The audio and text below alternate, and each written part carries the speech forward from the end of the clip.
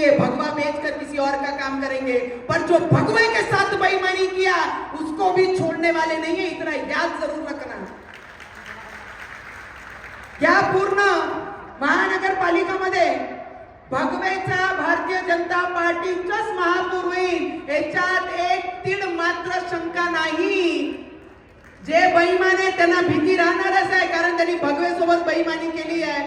पण आमचे भारतीय जनता पार्टीचे मुख्यमंत्री, आमचे पालकमंत्री या जिल्ह्याचे आणि या पूर्ण राज्यामध्ये ज्या लोकांच्या डोक्यावर, ज्या महिलांच्या डोक्यावर घरकुल नाहीये, घर नाहीये, ज्यांचे पट्टे झाले नाहीये, असे बायांना, असे महिलांना, असे परिवारांना पट्टे देण्याचं काम आमचे बावनकुळे साहेब या पूर्ण मतदारसंघाने पूर्ण महाराष्ट्रामध्ये करत आहे आणि त्याचा अभिमान मला राहील।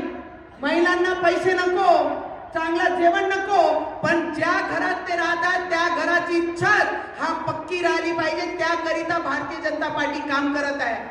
देशाचे प्रधानमंत्री ज्या पद्धतीने प्रत्येक गोष्टीसाठी लढत आहे, लोकांनी म्हटलं 400 पार लोकसभामध्ये एक जर अमरावती हरलो तर काही फरक नाही पडणार।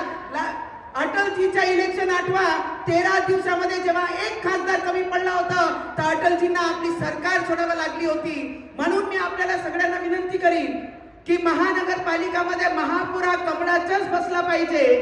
या प्रत्येक एरियामध्ये स्लम एरिया असो की स्टँडर्ड एरिया असो, दादा आपल्याला मी एवढीच विनंती करेन की सीसीटीव्ही कॅमेरा प्रत्येक गल्लीमध्ये, जी माझी आई बहीण मजदूर वर्ग आहे, जे आमचे मुली आहे, रात्री बेरात्री क्लासेस जातात, कॉलेज जातात, त्यांची सुरक्षासाठी प्रत्येक एरियामध्ये सीसीटीव्ही कॅमेरा हा उपलब्ध झाला पाहिजे। आमचे लहान लहान मुलं ज्या ग्राउंड मध्ये खेळतात त्यांच्यासाठी खेळण्या प्रत्येक ओपन स्पेस मध्ये जर आपण उपलब्ध करून दिल्या तर आमचे लहान मुलं या पूर्ण क्षेत्राचे त्यांना खेळण्यासाठी एक जागा होईल।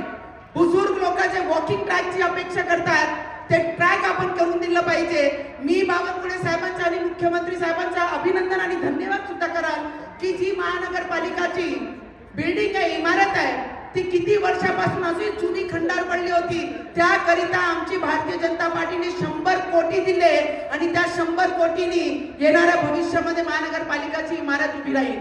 त्याच्यासोबत या जिल्ह्यामध्ये अमृत 2 फेज मध्ये 1000 कोटीपेक्षा जास्त पैसे केंद्राने पाईपलाईन साठी उपलब्ध करून दिले आहे। जिथे जिथे पाण्याची समस्या राहते, 3-3, 4-4 दिवस पाणी येत नाही, ते प्रत्येक एरियामध्ये प्रत्येक घरापर्यंत पाणीची पाईपलाईन, पाणीची व्यवस्था पोहोचली पाहिजे, त्याकरिता केंद्राकडनं 1000 कोटीचा प्रस्ताव पास करून येणारे